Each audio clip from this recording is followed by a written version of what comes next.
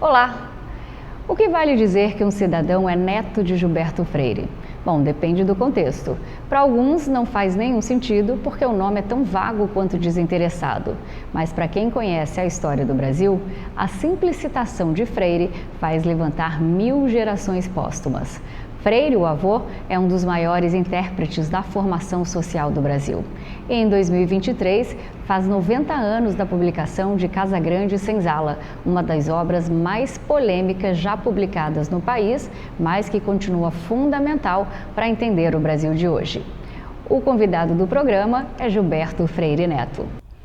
Olá, Gilberto, muito obrigada por estar aqui. Eu estou muito feliz em recebê-lo porque hoje o assunto é cultura, um tema que eu adoro, e também porque nós vamos dar um spoiler do centenário do livro Casagrande Senzala, de autoria do seu avô. Laura, muito feliz de poder estar aqui no seu programa, trazendo um pouco mais de informação sobre os 90 anos do Casagrande Senzala, né? Um livro que é importante no Brasil, um livro que é um pilar dos mais importantes para a cultura brasileira. Gilberto, você é graduado em administração pela Universidade Federal de Pernambuco e especialista em TI pela mesma universidade. Mas hoje você é totalmente ligado à área cultural. É coordenador de projetos da Fundação Gilberto Freire e também de programas relacionados a outras áreas do conhecimento, como economia criativa, restauro e conservação de bens, acervos, produção cultural, política cultural, turismo cultural. E você, como eu disse, você é neto do lendário educador brasileiro Gilberto Freire. Por causa das muitas atuações pelas quais o seu avô passou ao longo da vida, além de estudioso, eu considero um polímata, que assim como o Rui Barbosa, é um vasto conhecedor de diversos campos do conhecimento. A gente sabe que um fruto não cai longe do pé. Essa convivência com seu avô contribuiu na sua formação e principalmente na decisão em se dedicar à Fundação Gilberto Freire. Eu queria que você contasse um pouquinho mais sobre você. Olha, é verdade. Não tem como dizer que não é desse jeito. É exatamente isso. A minha convivência com meu avô, quando ele faleceu, eu tinha 13 para 14 anos. Então era uma relação de avô para neto, né? E eu só fui descobrir o que é ser neto de Gilberto Freire, do escritor, né? Um pouco mais velho, vai terminando nossos ciclos educacionais, né? Termina a faculdade, termina as graduações, e aí você vai aprendendo a lidar com o homem e com a obra. Mas com o meu avô, aí era diferente. Meu avô Gilberto, até os 13 anos, eu posso dizer, e foi um indutor um pouco da minha vida profissional, né? E eu cheguei onde cheguei a partir dessa relação, a partir dessa iluminação, né? Em uma diversidade de campos, né? Como você falou, o Gilberto é um polímata, ele trabalha em várias frentes, e a Fundação Gilberto Freire nasceu desse reflexo, né? Ela nasceu dessa dinâmica, né? Há uma diversidade de temas que são tratados pela Fundação Gilberto. Na obra de Gilberto, você tem aí temas que são mais estruturalistas, vamos dizer assim. Você tem uma obra que tem assim, uma coluna cervical sobre a cultura brasileira, sobre a origem brasileira e sobre os reflexos, né, de ser brasileiro. E dentro dessa dinâmica você tem, vamos dizer assim, outras obras que são pontos focais em cima desses conteúdos que são tão bem tratados naquilo que a gente, que é estudioso da obra de Gilberto, né, chama dos livros germinais, né? Casagrande Senzala, que completa 90 anos esse ano, Sobrados e Mucambos e Ordem e Progresso, nessa sequência. Né? E você tem uma outra coletânea de livros que são livros que tratam de temas específicos, né? Tem a ver com moda, com gastronomia, com religiosidade e fé, com o imaginário, né? Com, acima de tudo, com referenciais que servem, né, ou que são catalisadores de outras dinâmicas em que Gilberto Freire colocou luz, né? Naquela época ele dizia assim, olha, isso aqui é algo que no futuro alguém tem que se dedicar. Então ele dava assim, ele fazia uma dinâmica em cima do livro, ele criava algumas hipóteses, algumas observações e deixou para a posteridade aí a continuidade desses trabalhos, né? Então tem aí, Gilberto escreveu mais de 80 livros, né? Então imagina a quantidade de conteúdos que tem, né, nas mais diversas temáticas, né? Turismo inclusive, né? Gilberto escreve um livro aqui chamado Guia Prático Histórico Sentimental da Cidade do Recife. É um livro dos anos 30, né? É reconhecido como o primeiro guia turístico brasileiro. É um livro que é histórico, sentimental, mas acima de tudo um guia prático, né? Ele fazia com que as pessoas que tivessem aquele conteúdo nas mãos pudessem visitando o Recife, ver o Recife guia, né? Aqueles pontos chaves que ele deveria visitar, e por ser um guia prático, o horário das coisas, né? O local em que as coisas aconteciam, então tinha desde o horário de missa ao o local a visita que seria imperdível da cidade, aquela igreja que tinha a sua estrutura barroca chamando a atenção, né? E dentro dessa dinâmica o turista se via parte da cidade, se via parte do Recife, se via como recifense. Então isso é uma das referências que a gente faz. Então a gente se obriga a mergulhar nesse tema. Então a Fundação Gilberto Freire é meio que um espaço em que você se obriga a conviver com essa diversidade de temas. E, obviamente, eu e a equipe temos esse olhar em cima dessa rede dinâmica, né? Mas eu lembro para você que nos últimos anos eu já desenvolvi aqui na cidade no cargo de secretário de Cultura do Estado de Pernambuco, né? Um pouco desse caminho gilbertiano, estruturar, né, uma política cultural que pudesse, obviamente, dar essa diversidade, desse olhar rico sobre a cultura brasileira, sobre a cultura pernambucana. Então, portanto, o seu espaço, o seu caminho, e é dentro dessa dinâmica hoje que a gente continua olhando para fora. Era exatamente sobre isso que eu queria perguntar agora, né? Há pouco tempo o senhor recebeu o desafio de conduzir a já consolidada política cultural em Pernambuco, muito por causa do trabalho que vem exercendo na Fundação Gilberto Freire. Como é que foi sua experiência como secretário de Cultura do Estado e secretário executivo de Relações Internacionais da Assessoria Especial do Governador, do Governo de Pernambuco?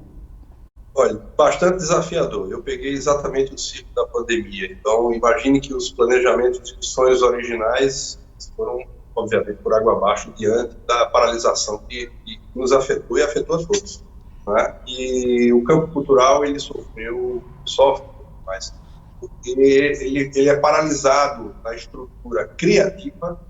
A cultura não se cria sozinho, se cria em coletividade, né?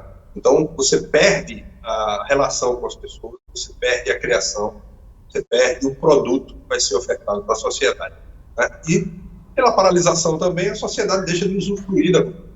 Ela passou a ter um nível de vivência bastante diferente daquilo que a tradição cultural pernambucana oferta, dos eventos de rua, né? Do carnaval vivo, um ciclo junino também muito diverso, mas, acima de tudo, de pessoas se encontrando na rua, né?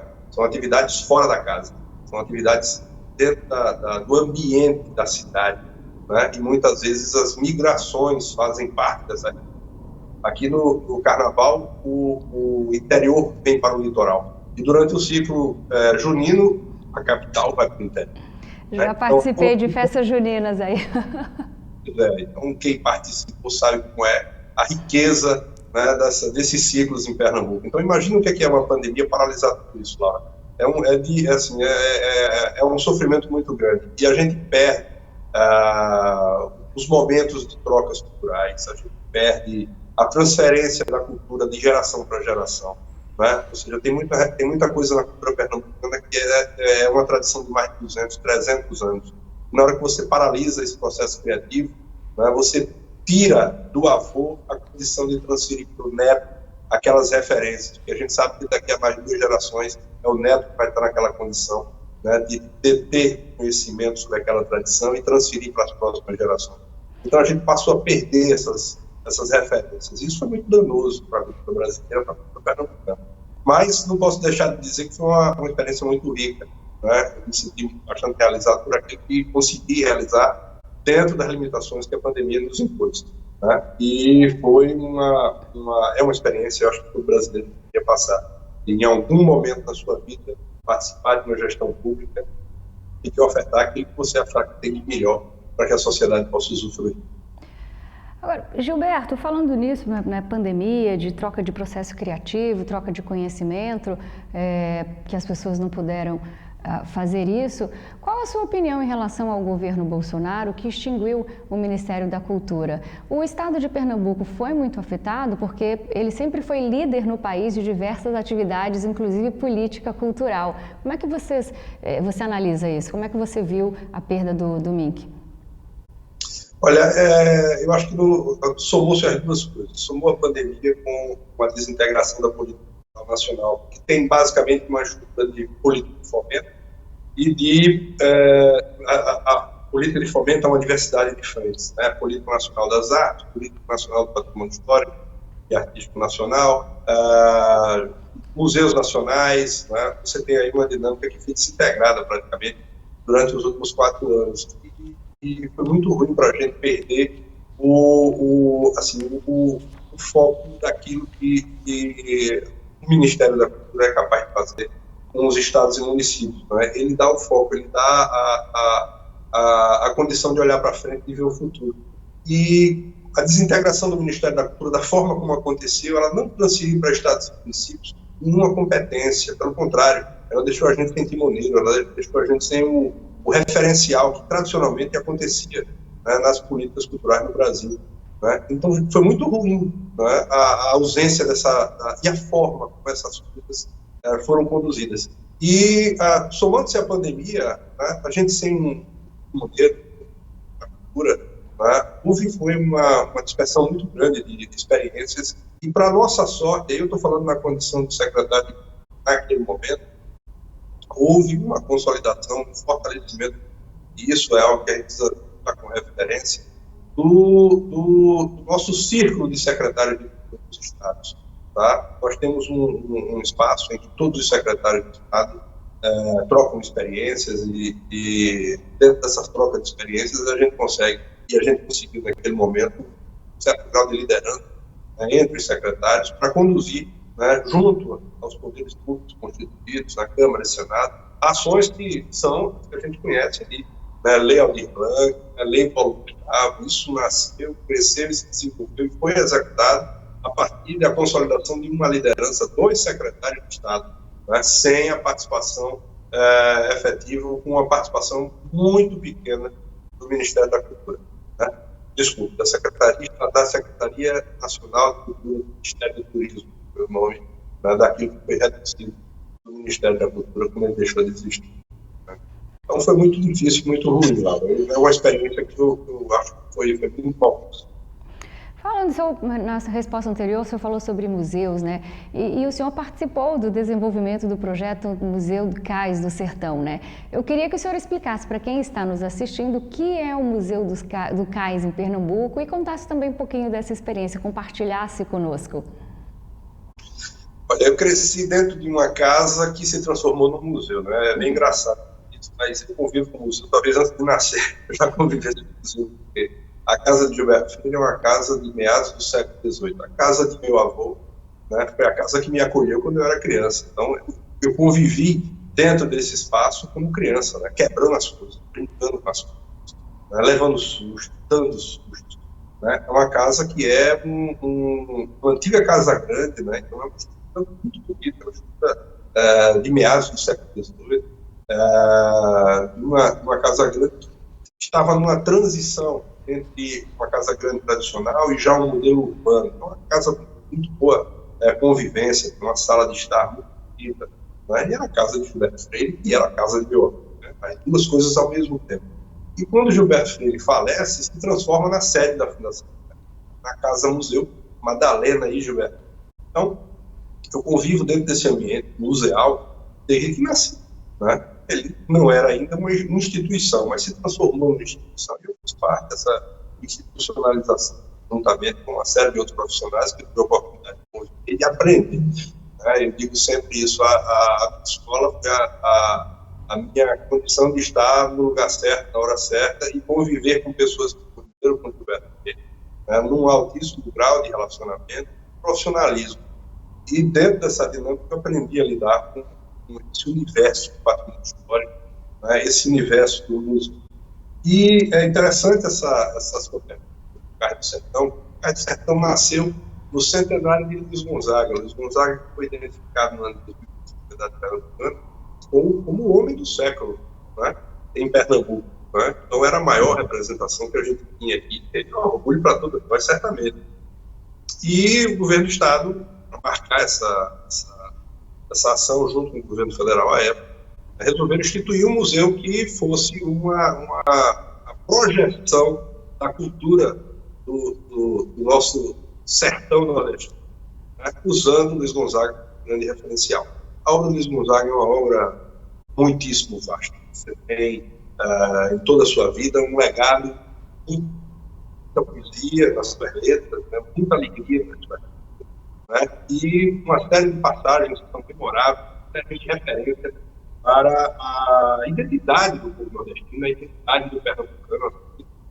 E o Cais do Sertão nasce com esse olhar, ele nasce com essa cercar de melhores, para a gente criar uma narrativa que pudesse transformar numa discussão, e dentro dessa discussão que a gente pudesse ter uma ação educativa que fosse para o visitante, né, uma transferência desse orgulho de ser nordestino, desse orgulho de pertencer a esse território rico que é o Nordeste brasileiro. Né? O Nordeste tem pilares que estão dentro da Casa Grande de Senzala.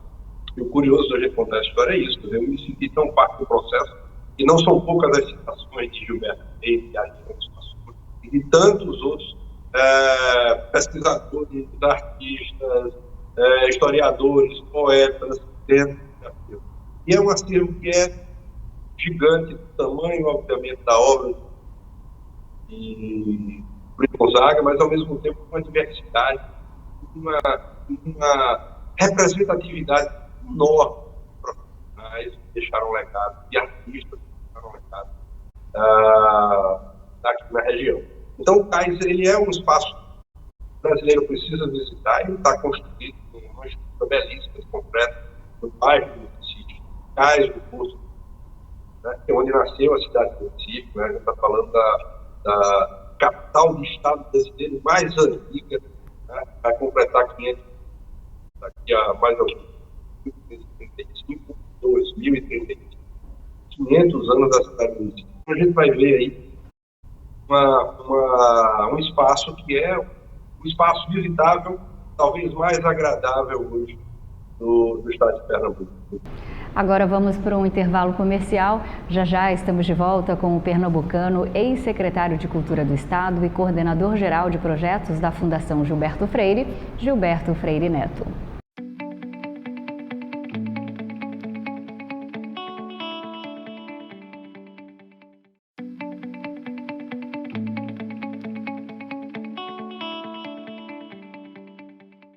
Estamos de volta com o programa Laura Campos Entrevista. Hoje o tema é cultura. E eu converso com o neto de um dos maiores intérpretes da formação histórico-social do Brasil, Gilberto Freire Neto.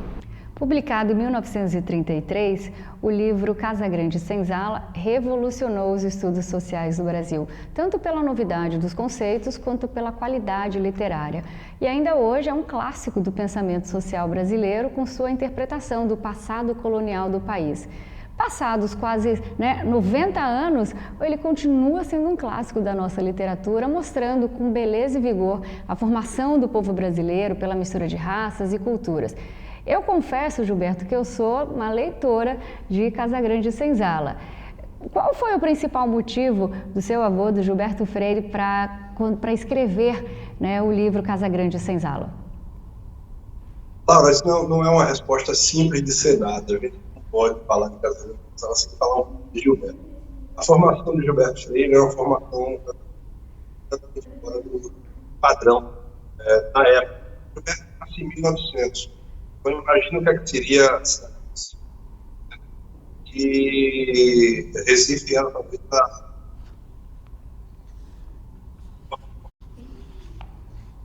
entre a Europa e Estados Unidos, dinâmica com o Brasil. Tá? O território tem uma riqueza histórica grande, uma pujança econômica, 16, 17. Então, a educação de Gilberto leva de Waco, Texas. E dentro dessas oportunidades do Estado dos Estados Unidos, ele encaixou-se dentro de uma formação que seria hoje um bacharelado nas ciências sociais. Naquela época chamava um bacharelado em artes e letras, nascendo as ciências. Então, Gilberto, na Universidade do Texas, tem a oportunidade de continuar seus estudos mestrado na Universidade de Colômbia, em Nova York. A gente está falando exatamente do ciclo da Primeira Guerra Mundial. Né? A Primeira Guerra Mundial leva a Nova York uma quantidade de povos que estavam fugindo da guerra na Europa. Né? Então, ele tinha uma diversidade enorme e excelentes pensadores europeus na Universidade de Colômbia. Né? E dentro disso, ele tinha, pelas mesmas razões, uma quantidade enorme de alunos de uma diversidade de países, uma diversidade de diferença dele. E a grande maioria tinha na sua bagagem toda a história do seu país, toda a dinâmica histórica do seu país. E quando ele começou a refletir sobre o Brasil, ele teve uma consolidação daquilo que o identificasse como Brasil. Né? Se isso é uma dúvida para a gente ainda hoje, imagina em 1900 um aluno de mestrado, né, do pensamento do DER na época, na Universidade de Colômbia, em Nova York, uma das grandes, discutindo e debatendo sobre o país. Né? Então, Gilberto Freire foi pressionado, quase obrigado a falar e a criar e a construir a ideia de ser brasileiro. Né? E dentro dessa dinâmica nasceu a sua tese de mestrado, Vida Social no Brasil, no meados do século XIX. Né? Um trabalho que foi imediatamente publicado, porque foi reconhecido como algo com certo realismo. Né? E dentro dessa dinâmica, as revistas científicas puxaram o tema e publicaram a obra de Gilberto. Naquele momento, ele já foi projetado pesquisador. Né? E dentro dessa dinâmica, os professores o orientaram a ampliar os seus trabalhos. Tá? Então, ele segue para a Europa, já no pós-guerra, né? Uma Europa em reconstrução, uma Europa destruída na Guerra Mundial. Mas ele segue para fazer a continuidade desses trabalhos. E dentro da continuidade dos trabalhos, vai construindo o ambiente que gera Casa Senzala. Né? Então, imagina aí, depois de 10 anos de trabalhos e de pesquisas nos mais diversos centros, nos mais diversos arquivos documentais da Europa, tá? No Arquivo das Índias, na Torre do Tombo de Portugal, nos acervos que estão aqui nas universidades europeias, britânicas, francesas, italianas, espanholas, portuguesas. Você tem aí uma diversidade de acervos, né? E uma dispersão gigante de autores e livros que façam que Gilberto, né, construa bem aqui Casa Grande Senzala, e que é produzido por ele, escrito por ele e publicado aqui por uma editora chamada Mais Vida, em dezembro de 1933. E esse livro, obviamente, na hora que é produzido, ele passou a ser extremamente lido, porque seria a primeira referência sobre o Brasil e sobre o ser brasileiro, os primórdios, né, a chegada dos portugueses, o encontro com os indígenas, a vinda dos africanos, dentro da territorialidade da cana-de-açúcar, da monocultura, da escravidão, uma série de princípios que tem no Brasil que são base, né, da nossa sociedade, que a gente chama da civilização do açúcar. E que a partir daí, a civilização do açúcar é reconhecida como a mãe de todas as outras civilizações brasileiras. Né? A partir daí a gente tem todos os legados, tudo aquilo de bom e tudo aquilo de ruim que a gente convive até hoje. Porque é em cima desse olhar de Gilberto que ele pontua claramente, né, as virtudes e os pecados ser e de estar no Brasil a partir dessa junção, né, dessas três raças que criam o ambiente do ser brasileiro. E a partir daí você tem uma diversidade de outras referências que vão chegando ao Brasil, que transformam o Brasil nessa diversidade de culturas, nessa riqueza cultural. Né? A partir daí você tem aí presença judaica muito forte, e dentro da presença africana, valores que estão muito acima daquilo que o português conhecia na época, do que o indígena brasileiro. Né? Então você tem aí um enriquecimento gigante dentro de todas as dinâmicas sociais que são pontuadas a partir do olhar de Gilberto de Casagrande Senzala. E, obviamente, Casagrande ele não finaliza o olhar sobre o Brasil, né? Ele é conhecido por Gilberto como um livro germinal, ou seja, aquele que germina e se transforma em outras coisas. Né? Então, é um provocador. Casagrande Senzala é um livro que provoca. Né? E dentro dessa provocação, para quem é um leitor de Gilberto, para quem leu Casagrande Senzala, você vai ver que provavelmente você não vai se identificar com o todo do livro, mas certamente em alguma parte você vai se identificar. Né? E eu acho que essa é a excelente provocação do Gilberto. É que você se sinta parte, sem você se sentir o todo da sua própria obra. Já que eu estou tendo a oportunidade de conversar com você, eu quero esmiuçar mais um pouquinho o livro. Nenhum outro escritor do nosso tempo contribuiu como Gilberto Freire para o conhecimento do Brasil, né?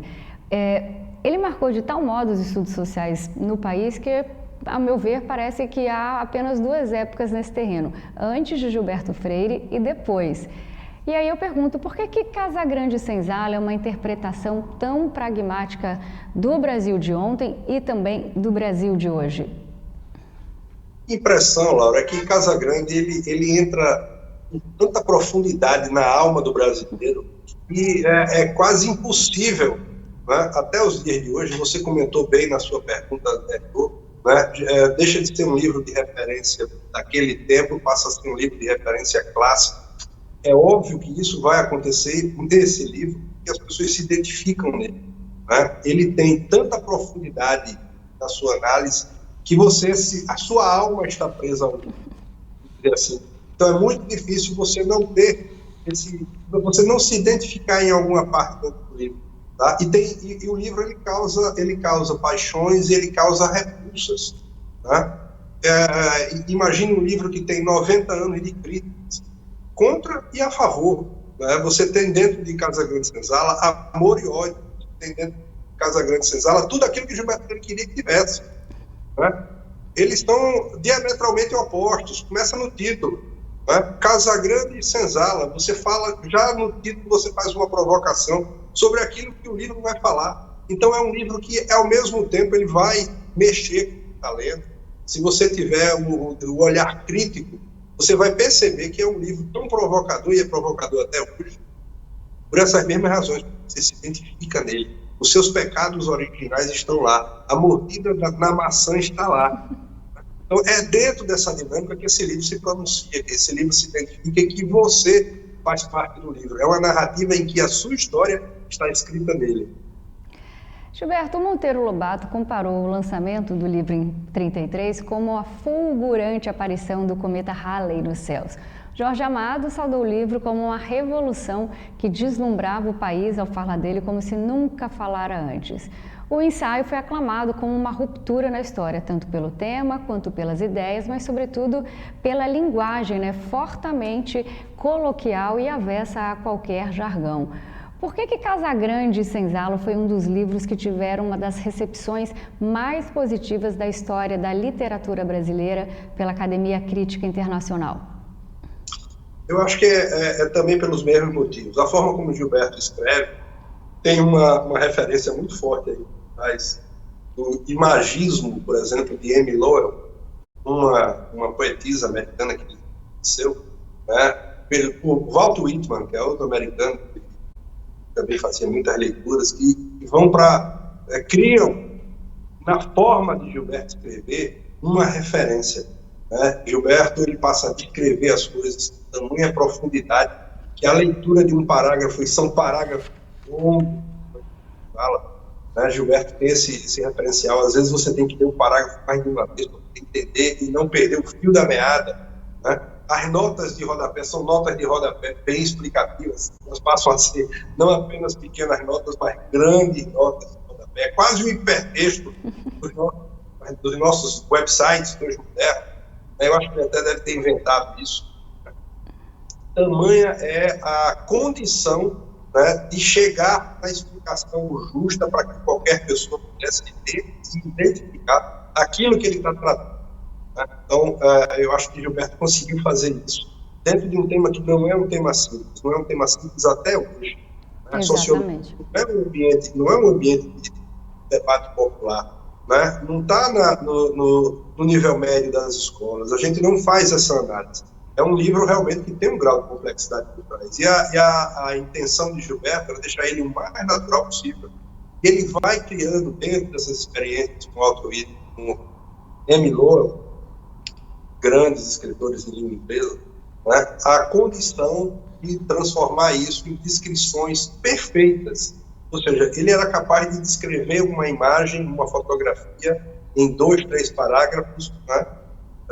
Com uma perfeição que você, fazendo a leitura, você ia identificar na sua cabeça, no seu imaginário, né? aquela experiência que está 3, 4 séculos atrás, entendeu? Então é um pouco isso, é a forma como ele coloca, como ele transforma uma imagem que foi identificada no nosso passado, do livro de história de forma mais complexa, em algo que é mais simples, mais coloquial e mais direto, para que o brasileiro pudesse ter acesso.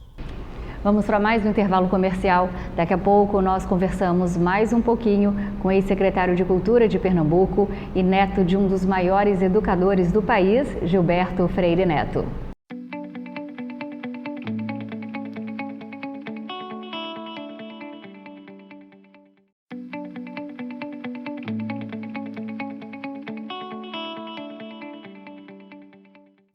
De volta com o programa Laura Campos Entrevista, hoje dando um spoiler sobre as comemorações dos 90 anos do livro Casagrande Senzala.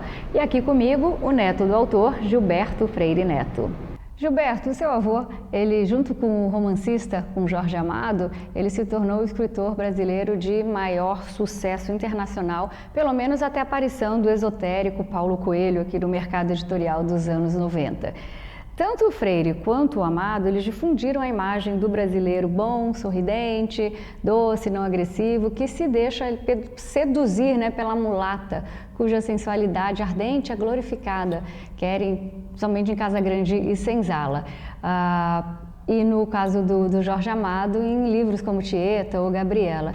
Então eu pergunto, qual a reflexão que a gente pode ter sobre essa miscigenação no Brasil e na construção da identidade nacional com o livro Casagrande Senzala, que se passa, né, no engenho, a Senzala, Casagrande. O que a gente percebe com isso? É muito interessante essa reflexão sobre o sucesso, né? É óbvio que eu orgulho a todas nós essas comparações e as traduções da diversidade de das obras de Jorge Amado, Paulo Coelho.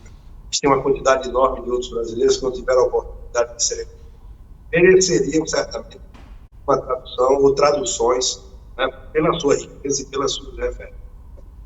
Gilberto, não é que ele seja pai nem dono, não. Mas o sucesso de Gilberto Freire, ela abre uma oportunidade, uma curiosidade boa de se falar e de se querer saber sobre o Brasil. Gilberto teve essa condição de falar muito bem o inglês, está estudando em universidades que são referência para a educação do mundo, né? Por ter se estudado, ter criado, não posso dizer raízes, mas ter plantado sementes em outros espaços, em outras universidades que, por curiosidade, começaram a estudar sobre o Brasil, né? Então, Gilberto, Jorge Amado, mas também Zé Lindo Rego, por exemplo, poderia ter sido muito bem traduzido, né?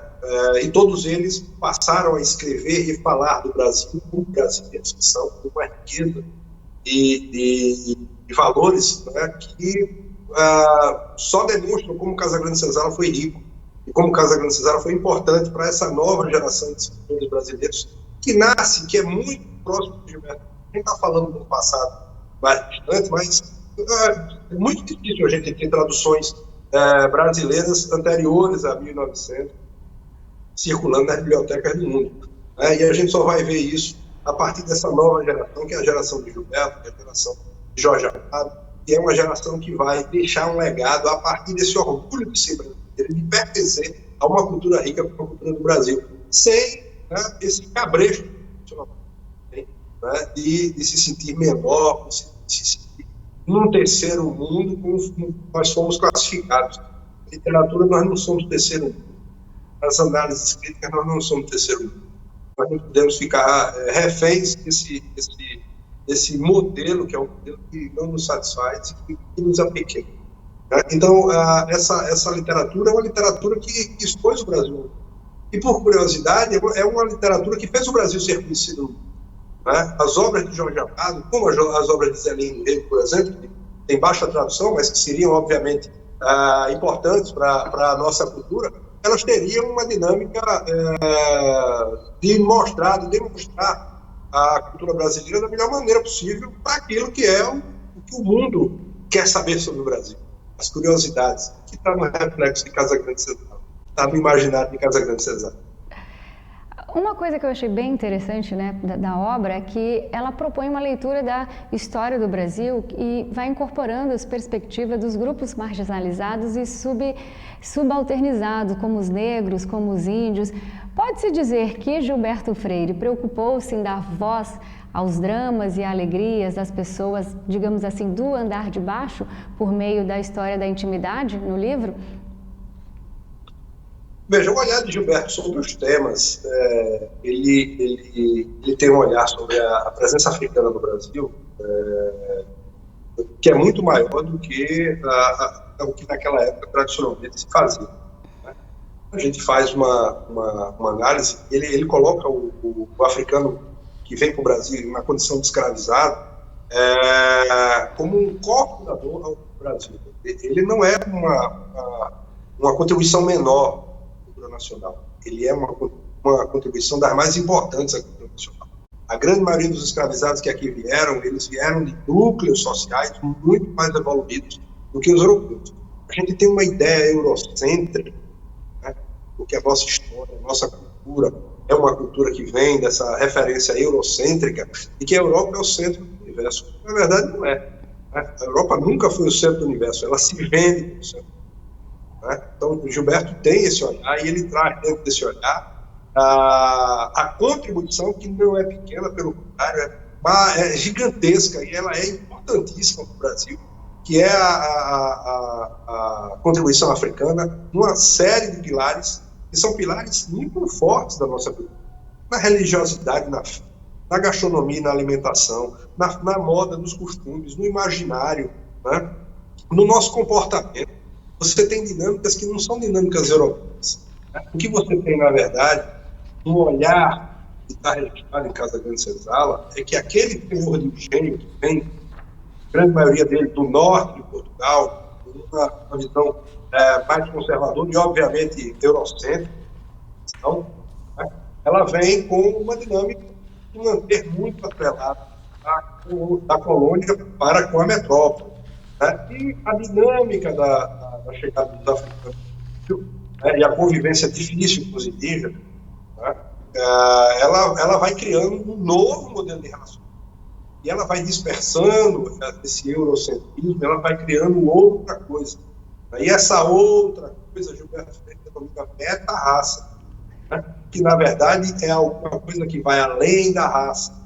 Na verdade é alguma coisa que vai para uma diversidade de culturas.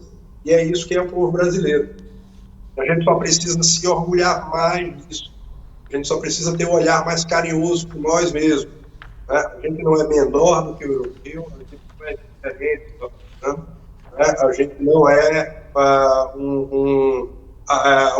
uma cultura que odeia ou que detesta os indígenas. A gente é muito maior do que isso.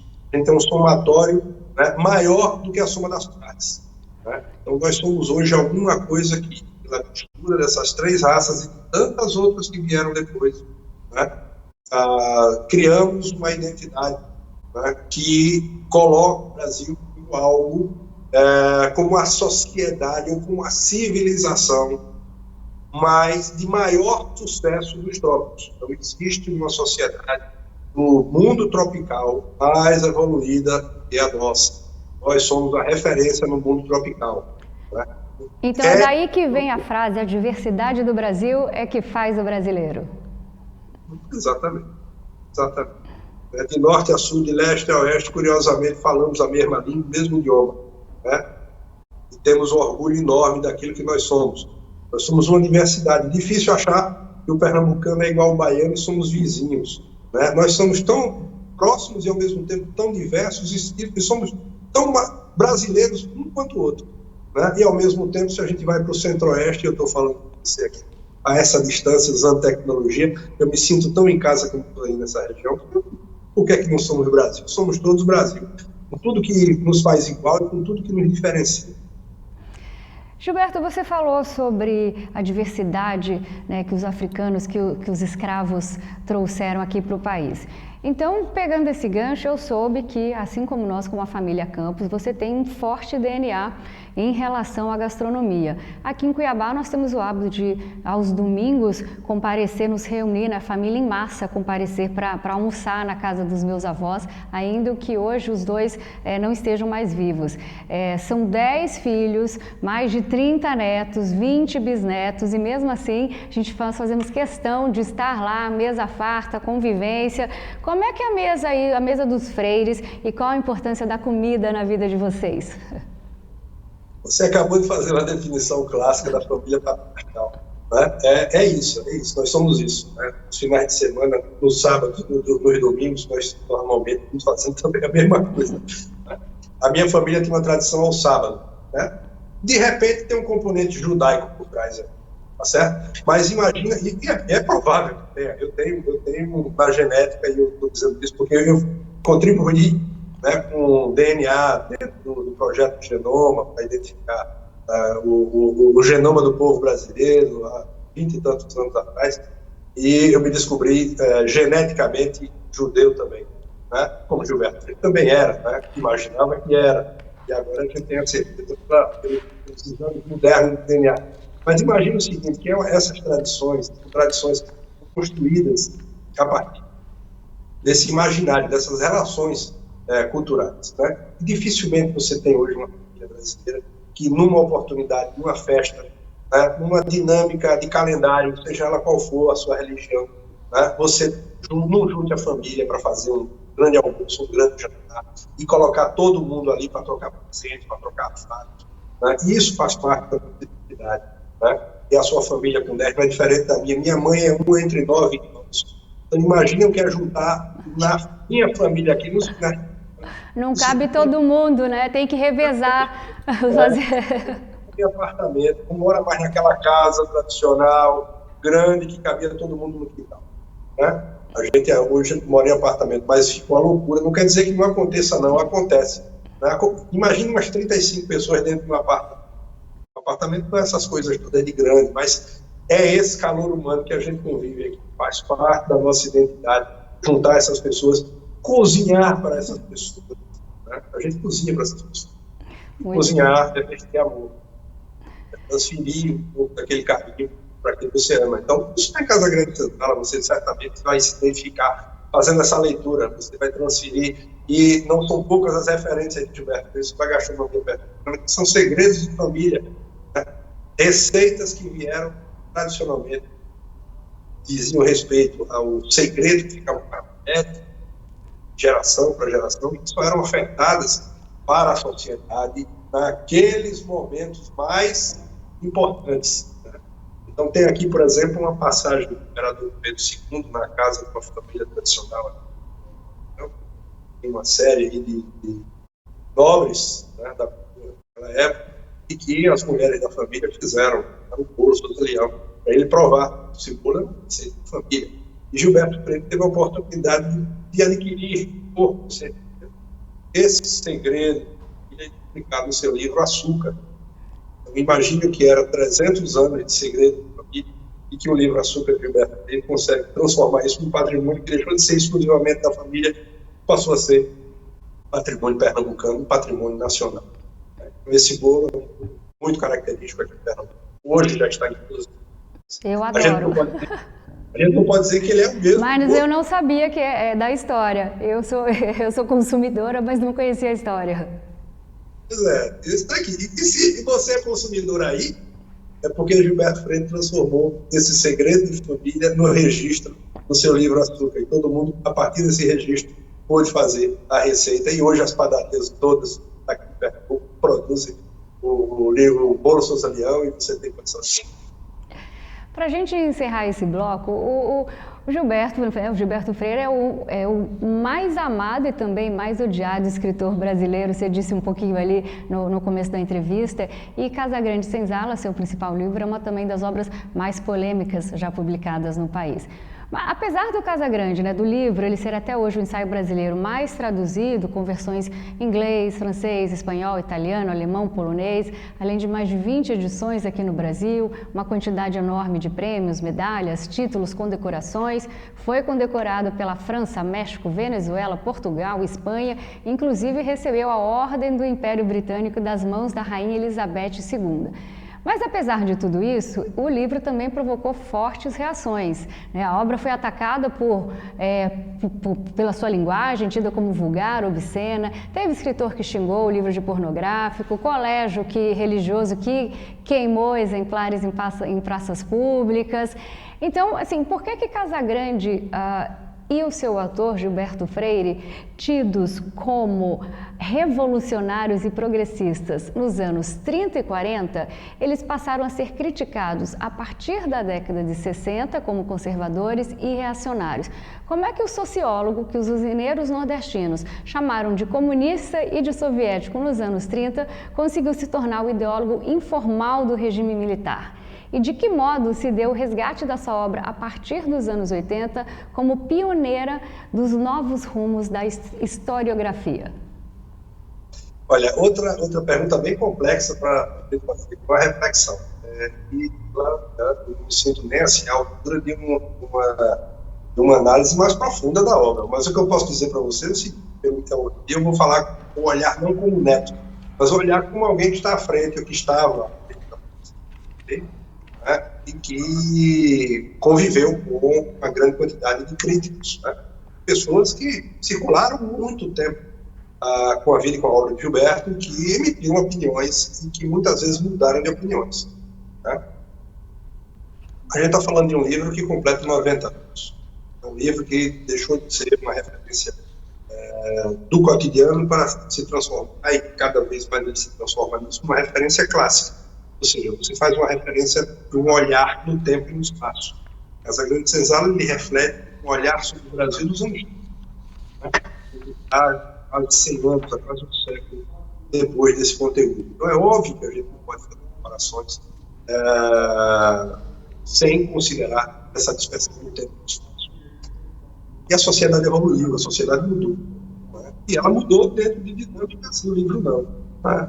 O livro permaneceu dentro de dinâmicas de equilíbrio e força daquilo que Gilberto Freire criou para analisar o Brasil, e está em Casagrande Senzala, e é o equilíbrio de antagonismos, né?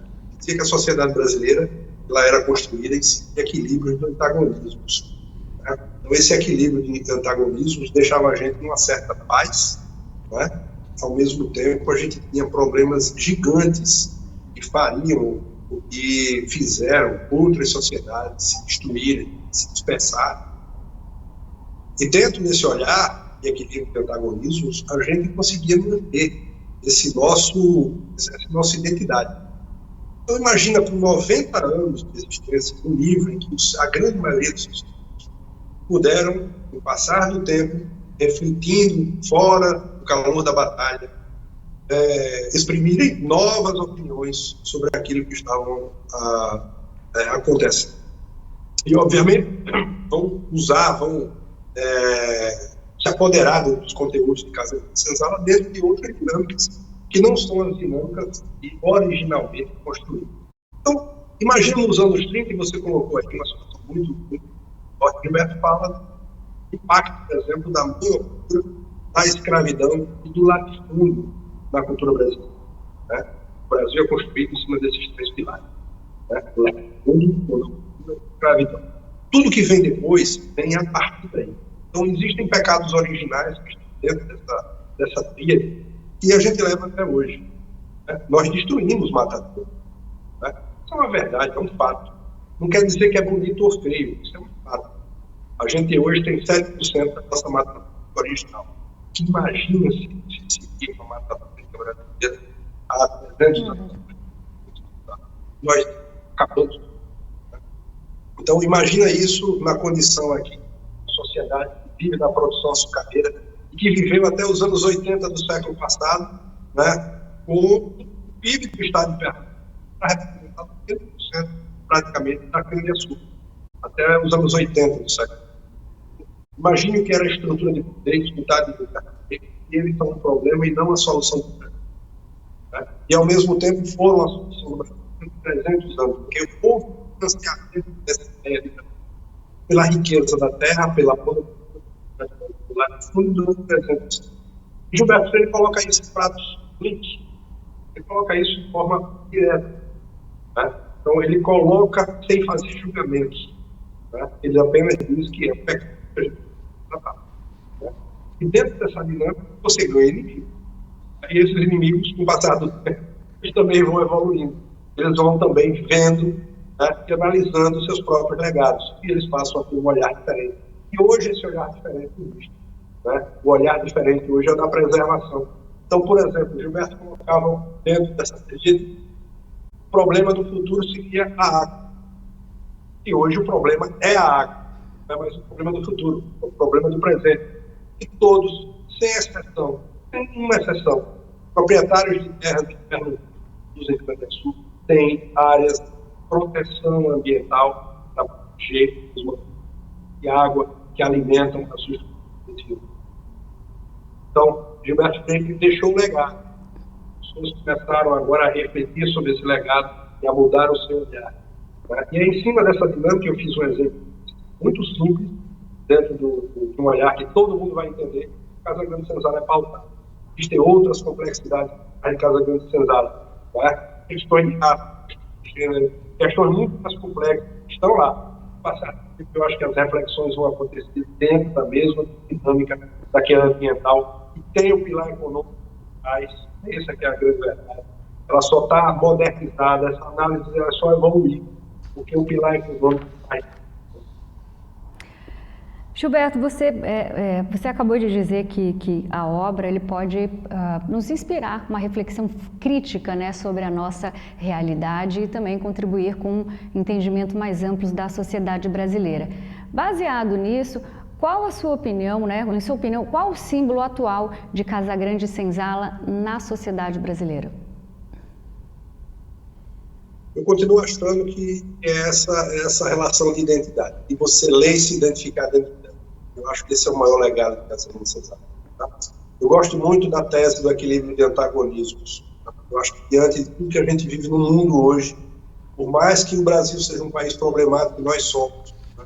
Mas ainda temos uma certa normalização dos nossos problemas, sem isso se transformar numa relação explosiva dentro da sociedade. Eu não tenho condição de afirmar se isso é bom, se isso é ruim para a sociedade. Eu não tenho essa competência. Mas o que eu posso dizer para vocês é que o que a gente vive hoje na velha Europa, na Europa do Leste, né, é a ausência completa desse equilíbrio de antagonismos, é a ausência completa do diálogo, é a ausência completa do interesse pela pacificação e pela normalização. É a necessidade e a condição do maior ou do mais forte se impor ao menor ou ao mais fraco. Né? Eu acho que isso no Brasil, ainda que a gente tenha problemas que são gigantes dentro dessa mesma condição de análise, a gente tem um certo equilíbrio aqui que faz com que o carnaval seja tão importante quanto a nossa condição de escolher um presidente da República. Eu acho que o olhar do futuro também é parte desse composto que a gente tem aqui dentro do presente. Né? No olhar demais para o futuro também é um pouco do ser brasileiro. Né? Não se angustiar demais por aquilo que a gente não consegue controlar, faz parte desses pilares que a gente tem aqui. E tudo isso está em Casa Grande Senzala, tudo isso também em maior ou menor escala dentro da referência do ser e do estar. E é dentro dessas dinâmicas que eu acho que são os legados de Gilberto. Né? É a nossa capacidade de fazer uma leitura crítica sobre o livro, né? E Gilberto adorava, assim, eu nunca gostava de ser assim, criar-se o papel da devida análise. Né? Eu pude passar o tempo de entender como ele gostava de um debate. Ele era muito favorável à crítica. E ele era capaz de vencer a crítica pelo tempo, ou sair da crítica dizendo que não tinha competência para essa análise, nem no tempo, nem no espaço. Né? e ao mesmo tempo ele deixava eternizada a crítica. Com o passar do tempo a crítica deixava de existir, ou a crítica ela se valorizava, né? Isso era alguma coisa que sempre colocou o livro em referência, sempre colocou a sua obra em referência, né? Muitas vezes Gilberto era criticado por ter escrito obras menores. Gilberto escreveu uma vez um livro chamado Modos de Homem e Modas de Mulher, do mesmo jeito que escreveu o livro Assunto, né? Muitas pessoas o criticaram, dizendo assim, isso é uma obra menor, como é que um homem tal, a altivez de Gilberto Freire, ele está escrevendo ou escreveu ou escreveria um livro que fala sobre culinária brasileira, que fala sobre moda brasileira. Esses livros hoje são as referências para quem quer falar, para quem quer conhecer um pouco da gastronomia brasileira, da moda brasileira, dos costumes brasileiros, do cotidiano brasileiro, a partir do olhar de Gilberto Freire. Então esse é o legado de Gilberto, fazer e se relacionar bem com tudo de bom e com tudo de ruim, que ela é referência, mas acima de tudo se relacionar. Vamos para mais um intervalo comercial. Já já estamos de volta com o neto do autor do livro Casa Grande Senzala, Gilberto Freire Neto.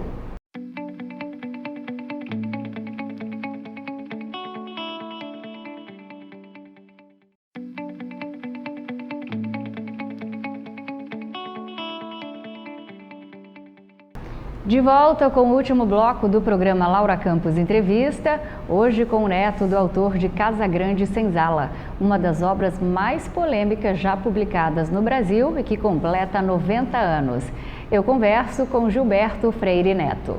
Gilberto, você está à frente da fundação que leva o nome do seu avô. Como é que ela tem contribuído para o entendimento da vida e obra do autor? Quais são os principais projetos da fundação para este ano? Laura, eu já não estou mais à frente da fundação, já fizemos uma transferência de poder. Como eu fui recentemente parte do executivo estadual, aqui em Pernambuco, já houve uma migração para uma nova gestão. Então, nos aposentamos, vamos dizer assim, da fundação, o que não quer dizer que estejamos contribuindo com ela, pelo contrário, a gente sempre amplia a contribuição. Hoje é meu irmão Fernando que está à frente da Fundação Gilberto Freire, portanto, uma novidade essa nova gestão.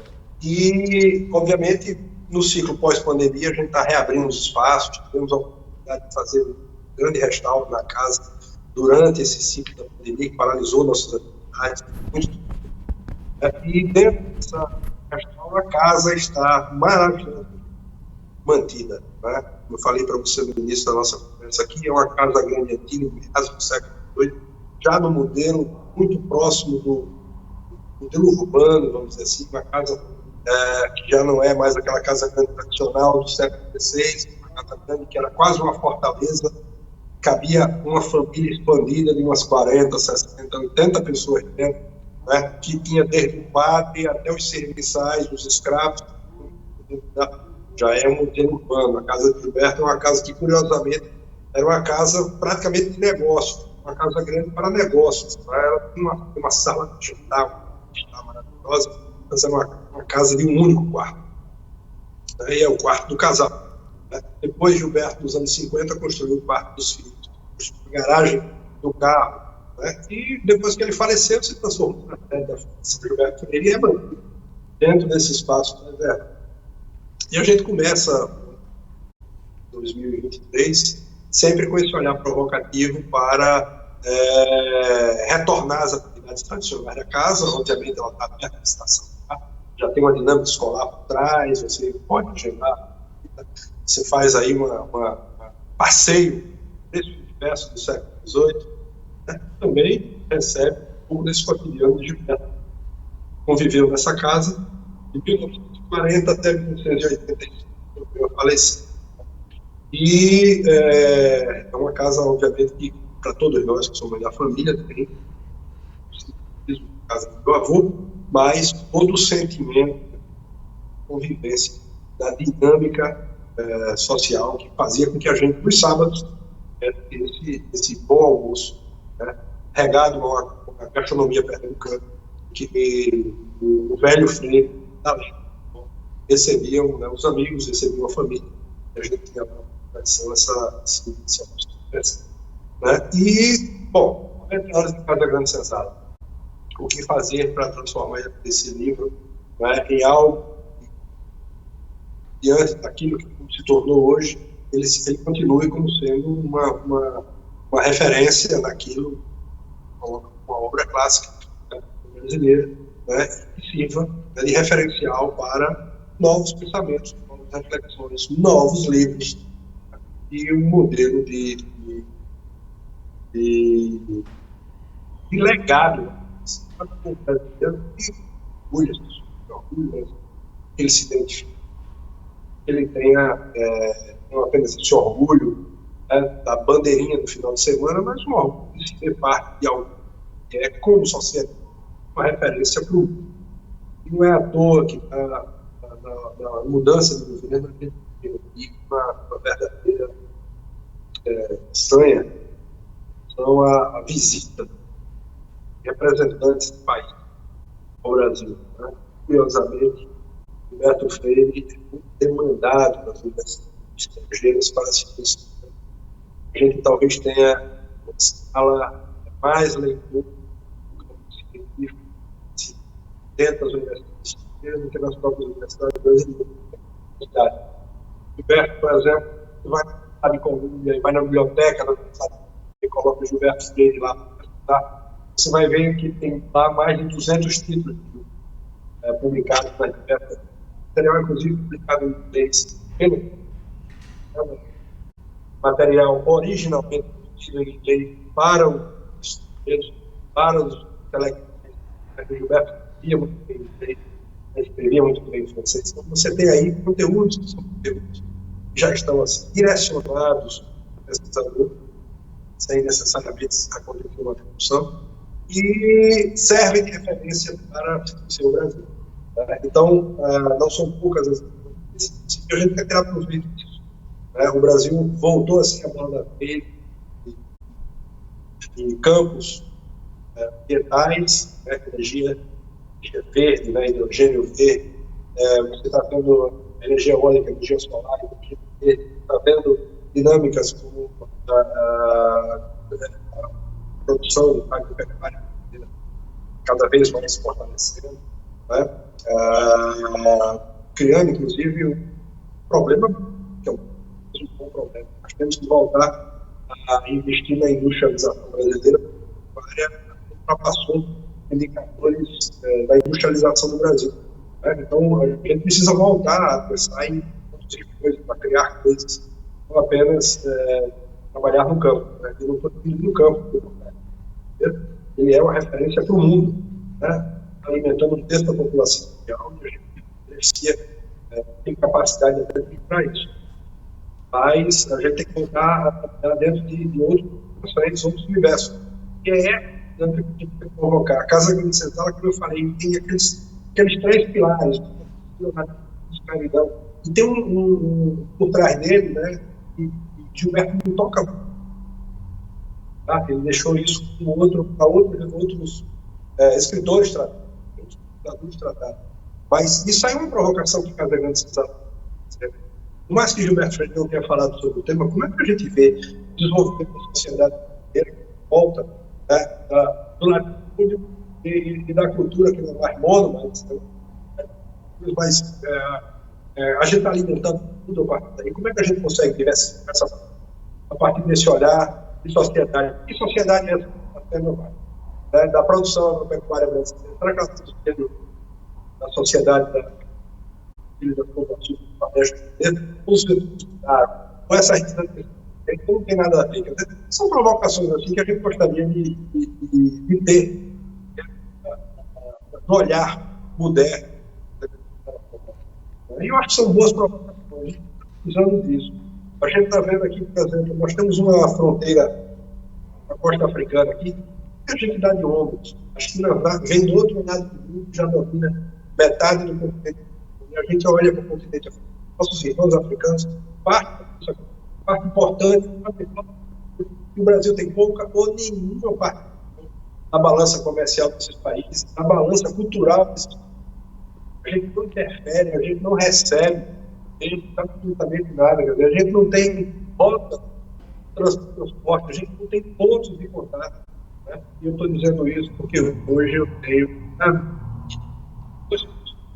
uma mora em Cabo Verde, né? E meu irmão está na missão, né, do governo brasileiro, do SESI, do SENAI, né, nas ilhas de São Tomé e Príncipe. Eu recebo deles, né, toda uma narrativa, relacionamento do Brasil com o país, são oportunidades gigantes, né, o nosso e o Brasil da União. O Brasil continua eurocêntrico, o Brasil continua vender coisas para os europeus e deixa de olhar para o continente, né, os países que estão aqui, ao Nordeste, uma fronteira aqui de 3 horas de o PIB muito parecido com o PIB brasileiro já. Essa costa africana já tem mais de 300 bilhões de dólares, né? Ou seja, maior que a nossa população, e um PIB muito próximo do nosso. Né? Então, nós temos capacidade de chegar lá, nós temos identidade cultural para essa ousadia. O que é que nós fazemos isso? No caso da Cesara pode explicar um monte de... Em relação à comemoração, já tem alguma coisa marcada para celebrar e realçar a importância da obra do Gilberto Freire no reconhecimento aqui no Brasil? Olha, provavelmente nós teremos isso nos próximos 3 ou 4 meses, a definição de um calendário. Você está antecipando... Eu sei, nós estamos dando spoiler. Spoiler grande, exatamente. A gente está falando de um calendário que nasce a partir de dezembro de 33, dezembro de 2023. Então, em dezembro, certamente, nós devemos ter um seminário, alguma coisa muito boa qualidade, né, que vai mexer com esses universos todos aqui que eu mais ou menos pontuei. E, durante o ano de 34, nós vamos ter algumas coisas, eventualmente, acontecendo, inclusive fora do país, né, provocando outras dinâmicas fora do país. E também com esse olhar, com essa provocação que eu mais ou menos já dei aqui, antecipei, né, dei um spoiler, mas eu ainda não tenho nada definido. Na verdade, nós estamos nos juntando aqui com outras instituições pernambucanas e fora de Pernambuco para fazer um desenho daquilo que evidentemente está dentro do tamanho de Casa Grande Cesar. Falando do livro que tem sua referência, não é apenas para o Brasil, ele está lá fora também. Faz parte, por exemplo, de projetos pedagógicos de centros de estudos do Brasil e fora do Brasil. Então, a nossa intenção é ter, obviamente, e aí eu estou fazendo já a minha crítica eurocêntrica, né? Eu devo ter coisas de Portugal, né? Coisas da Espanha, provavelmente em Salamanca, de repente em Madrid, né? Coisas que vão se relacionar com a Alemanha. Né? Então, a gente vai tentar criar um ambiente para que essas coisas possam, evidentemente, estar à altura, um livro como Casa Grande Cesar está à altura do Brasil. Acho que vai ser bem oportuno. Para a gente encerrar, Gilberto, tudo que seu avô fez, ele deixou um legado enorme para o país. De fato, é um passaporte para o desenvolvimento da educação e da cultura brasileira, mas não garante o futuro. Então, na sua opinião, quais são os principais desafios aqui da cultura do país e da educação? Os interesses políticos devem estar acima dos culturais? Uma boa pergunta. Eu acho que quem tem que definir os interesses políticos é a sociedade. Eu acho que a gente está perdendo a condição e eu estou lamentando isso. Nós estamos perdendo a condição de dizer para o político, né? O político hoje é uma casta que está muito afastada da sociedade. A gente não se identifica mais com quem nos representa. E a culpa é nossa, a culpa não é dele. A culpa é nossa. Né? A culpa é nossa. Nós somos quem escolhe, né? Quem escolhe está escolhendo mal. E é dentro dessa dinâmica que eu acho que é bem preocupante. Eu não vejo isso como um problema só no Brasil. Eu acho que isso está espalhado no mundo afora. A gente tem que rever o modelo. Tá? E ainda o tema é sempre muito difícil de você mexer no vespeiro. Né? Porque o político ele se defende, ele cria estigmas, ele tenta criar anteparos à manutenção. Né? Ou seja, o não mudar é melhor do que o mudar em alguns casos. Então, isso é um problema. É um problema que só vem com a evolução educacional, com uma qualidade educacional forte para a sociedade. Eu não vejo isso acontecendo perto de nós, nossa geração. Não consigo identificar isso. Eu não estou dizendo que não há esforços, eu vejo os esforços. Mas o que eu estou dizendo isso não tem resposta. As respostas são muito aquém dos esforços. E dentro desses problemas a gente tem essa fugacidade política, né, de mudar de tema e fazer com que os temas se tornem coisas menores, quando na verdade são temas importantíssimos. Se cultura está da política, eu acho que cultura está acima de tudo. Eu acho que o que define é a nossa cultura. Né? Eu não estou falando daquilo que o Ministério da Cultura ou que uma Secretaria de Cultura define, ou fomenta, ou protege. Né? Cultura é uma coisa mais ampla. Cultura é a nossa forma de ser e de estar. Cultura é a nossa forma de se alimentar, de se vestir, de se relacionar com as pessoas. Né? Cultura é aquilo que a gente produz, é aquilo que a gente é. Cultura é aquilo que faz a gente acordar cedo, trabalhar muito, dormir tarde. Né? Isso é cultura. A cultura é muito mais ampla do que a gente consegue debater ou ver dentro de uma política cultural. Né? A cultura é muito mais etéreo do que a gente consegue transformar em concreto. Né? Então, realmente desafiador. Os próximos anos são anos difíceis para a nossa geração, como foram difíceis para a geração de Gilberto. Eu vi uma entrevista no final dos anos 80, ele morreu com 87 anos em 1987. Gilberto nasceu em 1900. Eu acho que nos anos 80, acho que 83, uma entrevista dele, eu acho que inclusive da Ribeiro, e eu acho que é o próprio Darcy que faz uma pergunta a ele, como é que ele estava vendo o futuro naquela época. Né? Ele era muito temerário do futuro. Ele dizia assim, olha, eu estou com muito medo do que vem pela frente. Eu não estou vendo sinais assim que são pacificadores, sinais... Ele usou alguns termos que eu não saberia aqui repetir, mas ele estava com algum temor sobre o futuro. E aquilo ali me passou algo despropositado. Eu não vi a entrevista naquele momento, vi a entrevista há muitos anos. E aquilo ali mexeu comigo. Eu não vi meu avô. Aquilo ali não era meu avô falando. Meu avô sempre foi muito positivo sobre o Brasil. Meu avô sempre teve um olhar positivo sobre o Brasil. Né? Então, dentro dessa dinâmica, eu achava que não era ele. E eu só fui entender isso quando fui ficando mais velho. Ele estava com receio, ele visualizou aquilo nos anos 80, coisa que eu estou visualizando hoje, né? Dentro daquilo que a minha geração fez, entregou. Nossa geração foi muito ruim, é muito ruim. A gente está entregando uma sociedade pior do que a gente recebeu. Né? Os níveis educacionais estão piores do que eram há 20, 30 anos atrás. Né? Então, nós somos culpados dessa dispersão entre política e cultura. Nós somos culpados de tudo isso. É a nossa geração que está entregando os pontos, entendeu? E esse eu acho que é o nosso. Eu acho que esse é o nosso problema. É onde a gente tem que se enfrentar. E a gente não pode depender da próxima geração. A próxima geração, ela é uma geração muito mais dispersa do que a nossa. Ela não vai estar comprometida com a sociedade. É uma geração TikTok, é uma geração individualista, uma geração que tem outro modelo de relacionamento com as pessoas. Né? A nossa geração é o fim de uma geração. É a geração do século XX que se entrega agora, no início do século XX. Essa é a nossa contribuição muito ruim para o futuro. Gilberto, eu quero agradecer a entrevista, foi um prazer enorme conversar com você, fiquei muito feliz de poder estar, né, de pertinho, assim, longe e perto, com o neto do grande autor que é símbolo do nosso Brasil, e também quero parabenizá-lo porque você está seguindo de uma outra maneira, mas continua seguindo os passos do seu avô, sendo um fomentador da cultura. Acho que é um tema tão importante para todo mundo. Laura, eu fico muito feliz e agradecido por ter sido convidado por você para participar do seu programa. Eu acho que a gente está mais perto do que você pode imaginar. A tecnologia nos coloca dentro desse ambiente aqui. E olha, Pernambuco sempre de braços abertos para você, sempre que precisar. Também tem um pernambucano aqui à sua disposição. Venha nos visitar, venha passar certeza. o carnaval.